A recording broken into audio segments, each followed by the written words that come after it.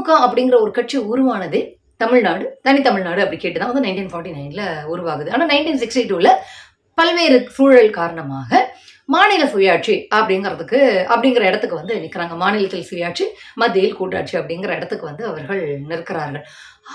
அப்படின்னா என்ன அர்த்தம்? மாநில அதிகாரம் மாநிலத்திற்குரியது. அதுல ஒன்றிய அரசுங்கிறதெல்லாம் எந்த சட்டமெல்லாம் ஏற்றக்கூடாது. அதுல வந்து அதிகார துஷ்பிரயோகம்லாம் பண்ணக்கூடாது. அப்படிங்கும்போது இது கல்வியை மீண்டும் மாநில பட்டியலுக்கு எடுத்துட்டு வரணுங்கிறது சேர்த்துதானே வரும்.